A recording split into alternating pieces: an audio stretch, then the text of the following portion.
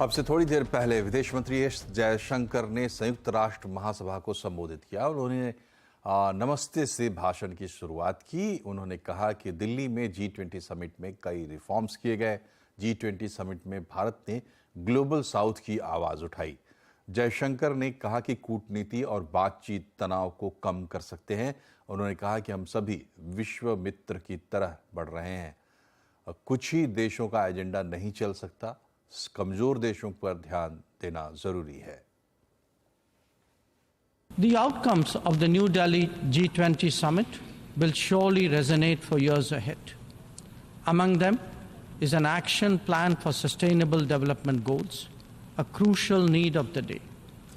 Equally important are the high principles of lifestyle for environment, and the Green Development Pact as they shape our approach to our planet's future. Even as we encourage collective endeavors, India also seeks to promote cooperation with diverse partners. From the era of non-alignment, we have now evolved to that of Vishwa Mitra, a friend to the world. This is reflected in our ability and willingness to engage with a broad range of nations, determines responses to terrorism, extremism, and violence.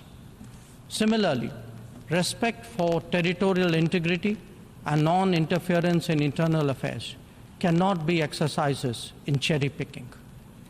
When reality departs from the rhetoric, we must have the courage to call it out. Without genuine solidarity, there can never be real trust. This is very much the sentiment of the global South. Ayodhya में रामलला के दर्शन के लिए इंतजार खत्म होने वाला है। भगवान राम की प्राण प्रतिष्ठा की तारीख आ गई है। 22 जनवरी को अयोध्या में रामलला की प्राण प्रतिष्ठा होगी। भव्य समारोह में पीएम मोदी आएंगे। मंदिर के निर्माण का कार्य बहुत तेजी से चल रहा है। भूतल का निर्माण दिसंबर तक हो जाएगा। प्राण प्रतिष्ठा के लिए अयोध्या में 10 दिनों का अनुष्ठान किया जाएगा।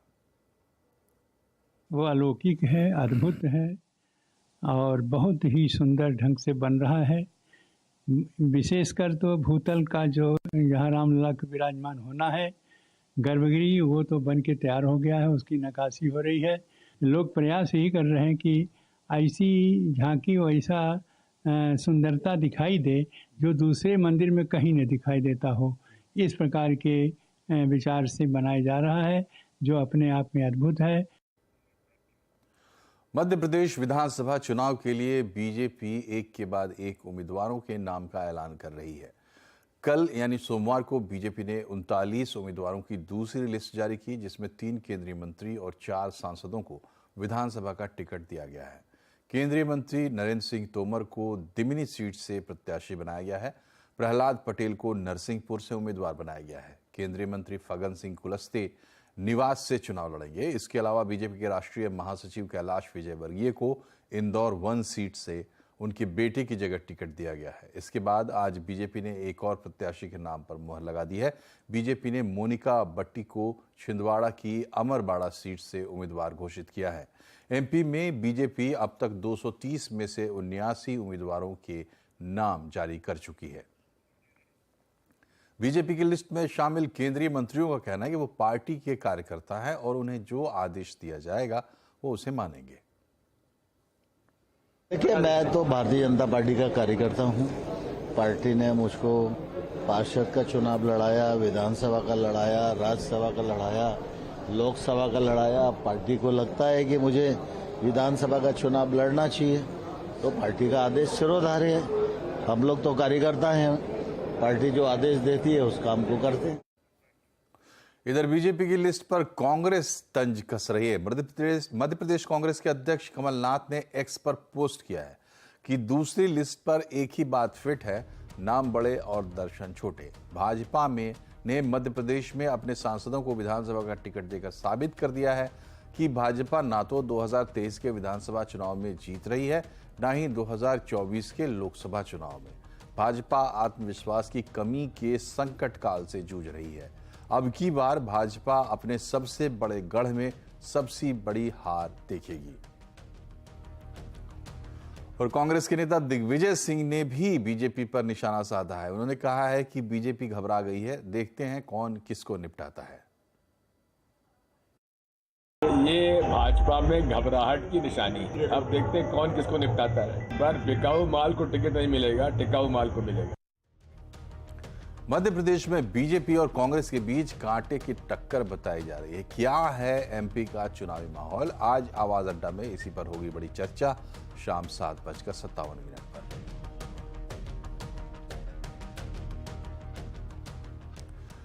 बंगलुरु में कावेरी नदी के पानी को लेकर कोहराम मचा हुआ है। दरअसल कावेरी नदी का पानी छोड़ने के खिलाफ आज बंगलुरु बंद है।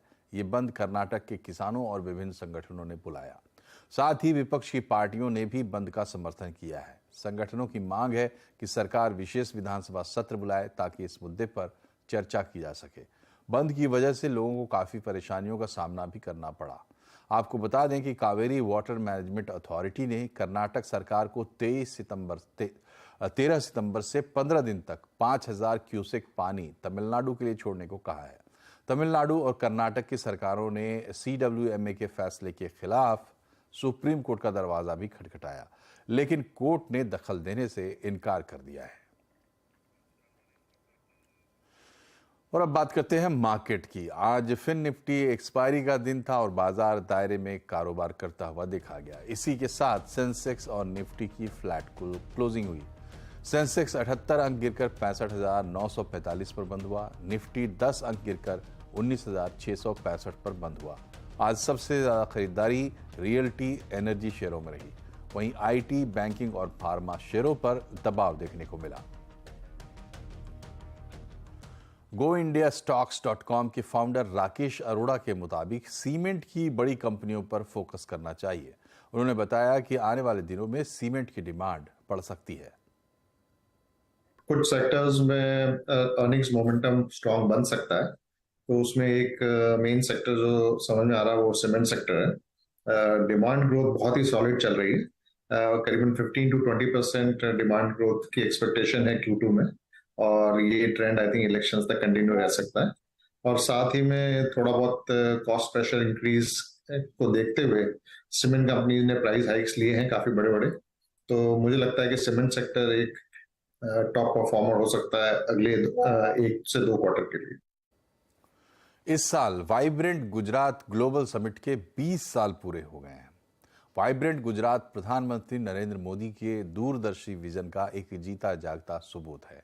वाइब्रेंट गुजरात की शुरुआत मोदी ने गुजरात के मुख्यमंत्री के रूप में 2003 में एक कठिन समय में की थी, जब गुजरात 2001 के विनाशकारी भूकंप के प्रभावों से उबर रहा था। आइए डालते हैं वाइब्रेंट गुजरात के 20 साल के सफर और नरेंद्र मोदी के विजन पर एक नजर।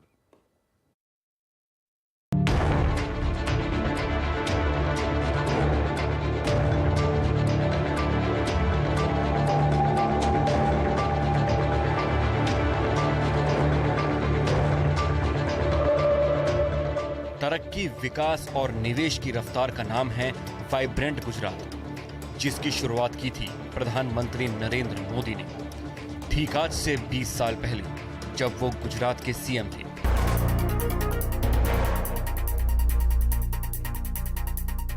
वाइब्रेंट गुजरात के इस 20 साल के सफर में गुजरात ने विकास का जो सफर तय किया, उसने देश ही नहीं बल्कि विकास के मामले में गुजरात ने अपनी एक ग्लोबल पहचान बनाई है।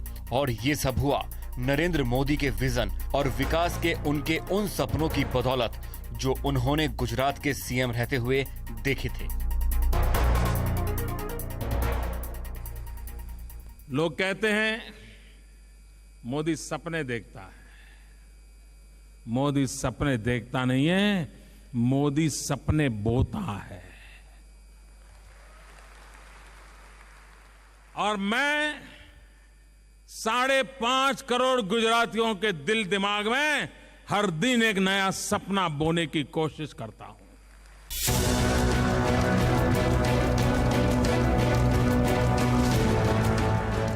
नरेंद्र मोदी ने साल 2001 में गुजरात के CM का पद संभाला था और उसी साल गुजरात ने भूकंप की जो त्रासदी झेली, उसने गुजरात की पूरी जनता और सूबे की अर्थव्यवस्था को हिलाकर रख दिया था। तब जानकार कह रहे थे कि गुजरात भूकंप की इस त्रासदी से कभी उबर नहीं पाएगा, लेकिन तब गुजरात के सीएम रहे नरेंद्र मोदी के नेतृत्व में सूबे में विकास की रफ्तार का जो टॉप गियर लगा, उसने गुजरात को उस ग्लोबल कतार में पहुंचा दिया जहां की किसी ने 2001 से पहले तक कल्पना तक नहीं की थी।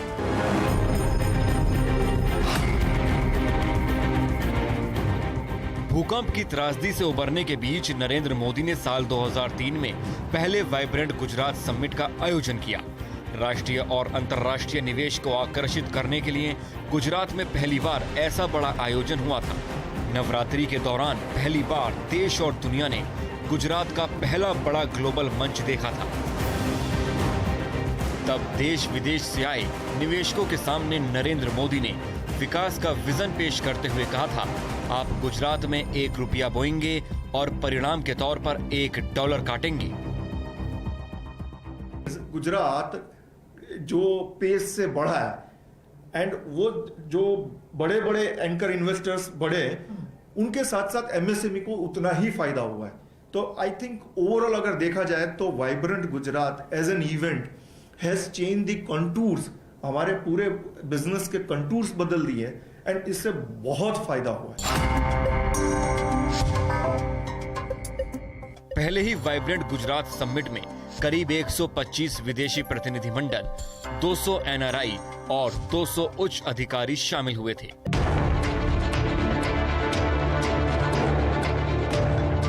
गुजरात की पहली ग्लोबल समिट में नरेंद्र मोदी ने प्रगति के 5 स्तंभों पर गुजरात के भविष्य का एक व्यापक खाका पेश किया था, जिसे पंचामृत कहा गया। इसमें शिक्षा, जल, ऊर्जा, आईटी और जनशक्ति को शामिल किया गया। इसके बाद गुजरात में वाइब्रेंट गुजरात के सफर का जो सिलसिला चला, उसने गुजरात को साल दर साल विकास की ऊंचाइयों पर पहुंचा दिया। 7,000 करोड़ का इन्वेस्टमेंट से ये एक सफर चालू हुआ था। तब शायद हम भी सोच रहे थे कि ये क्या हो रहा है, मगर आज 7,000 करोड़ का सफर लाखों करोड़ों के सफर में आ गया है। सबसे बड़ा फायदा अगर इन्वेस्टमेंट का हुआ है वाइब्रेंट का, तो साणंद जीआईडीसी का हुआ है। आज साणंद जीआईडीसी में 1 लाख करोड़ से ज्यादा बाहर की इंडस्ट्रीज आ गई है। साल 2005 में हुए दूसरे वाइब्रेंट गुजरात समिट में 94,357 करोड़ का निवेश हुआ, जिसने उस साल गुजरात को इंडस्ट्रियल निवेश में टॉप पर पहुंचा दिया।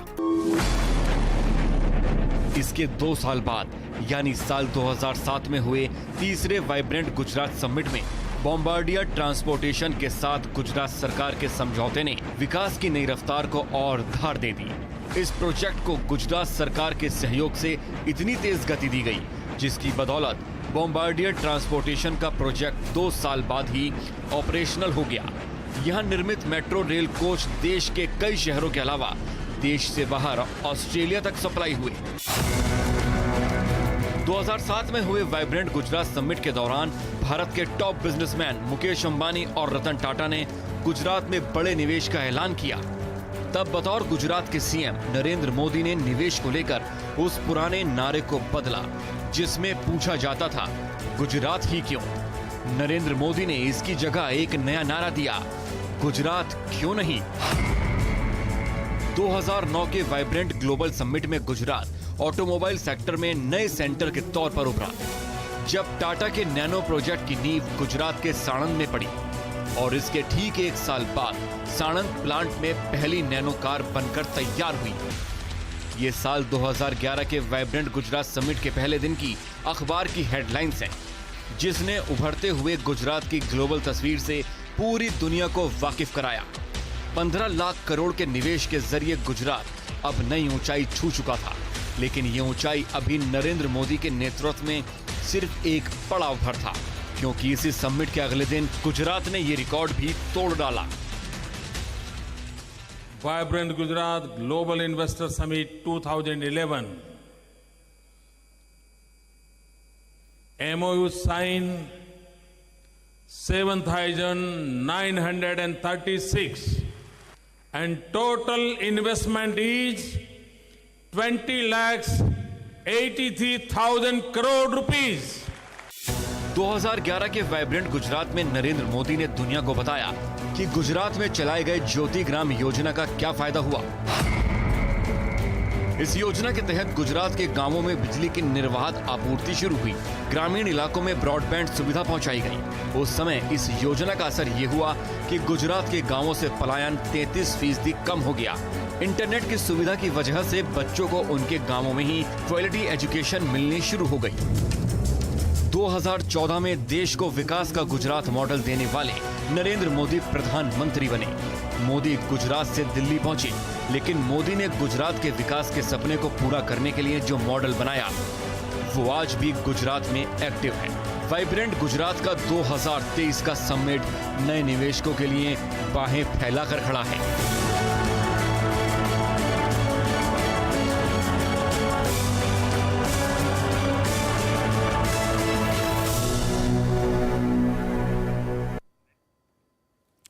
और यहाँ एक छोटा सा ब्रेक, लेकिन खबरें भी और भी हैं, बने रहिए हमारे साथ। आपका स्वागत है। एशियन गेम्स में तीसरे दिन भी भारत का कमाल का प्रदर्शन जारी रहा। भारत ने तीसरे दिन घुड़सवारी में गोल्ड मेडल हासिल किया है।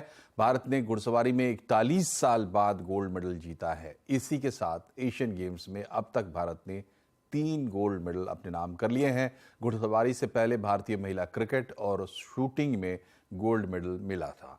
इसके अलावा इबाद अली ने सेलिंग में विंड सर्फिंग में ब्रॉन्ज मेडल जीता है। इससे पहले सेलिंग में नेहा ठाकुर ने सिल्वर मेडल जीता था। इसी के साथ पदक तालिका में भारत के पास 14 मेडल हैं और भारत 6ठे स्थान पर है। अब तक भारत को एशियन गेम्स में 14 मेडल मिल चुके हैं। इनमें 3 गोल्ड हैं। टैली मेडल में भारत अभी मेडल टैली में भारत अभी 6ठे पोजीशन पर है। अभी सबसे ज्यादा मेडल के साथ चीन नंबर 1 है, कोरिया नंबर 2, दक्षिण कोरिया और जापान नंबर 3 पर है। भारत 6ठे स्थान पर। भारतीय सिनेमा में अहम योगदान के लिए अभिनेत्री वहीदा रहमान को दादा साहेब फाल्के पुरस्कार मिलेगा। केंद्रीय मंत्री अनुराग ठाकुर ने इसका ऐलान किया। अपने 5 दशक से भी ज्यादा लंबे करियर में वहीदा रहमान ने प्यासा, कागज के फूल, गाइड जैसी कई फिल्मों में अहम किरदार निभाए हैं। उन्हें फिल्म रेशमा और शेरा के लिए नेशनल अवार्ड भी मिल चुका है। उनको पद्मश्री और पद्म भूषण भी मिल चुका है। वहीदा रहमान का बखान करते हुए अनुराग ठाकुर ने लिखा है कि पद्मश्री और पद्म भूषण से सम्मानित वहीदा जी एक भारतीय नारी के समर्पण, प्रतिबद्धता और ताकत का उदाहरण है, जो अपनी कड़ी मेहनत से प्रोफेशनल लाइफ में सफलता हासिल करने में सक्षम है। खुशी लग रही है और मुझे ये अच्छा लग रहा है कि ये गवर्नमेंट का बहुत बड़ा अवार्ड है। वो जब कभी जो भी चीज़ प्यार से, इज्जत से, मोहब्बत से देते हैं उसमें ज़्यादा मज़ा आता है। और मैं शुक्रगुजार हूँ आईबी मिनिस्ट्री अनुराग ठाकुर जी का और पूरे जितने भी जूरीज होंगे उन्होंने मुझे चूज़ किया, इसकी मैं बहुत शुक्रगुजार हूँ और बहुत खुश हूँ। शुक्रिया। और अब बात गणपति बप्पा की।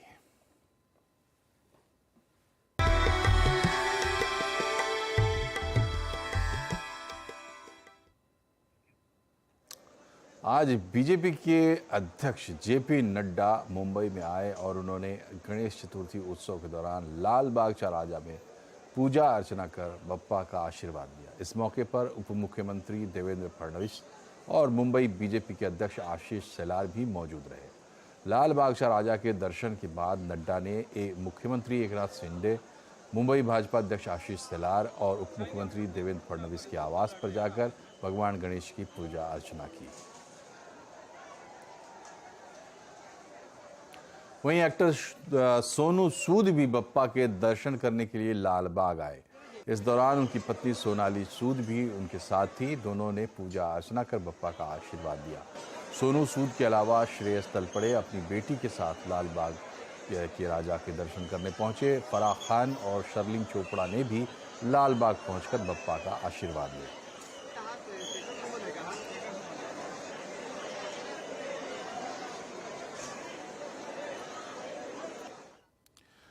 तो इस बुलेटिन में फिलहाल इतना ही, लेकिन खबरों पर अपडेट रहिए, जुड़े रहिए CNBC आवाज से ट्विटर, फेसबुक और YouTube के जरिए। नमस्कार।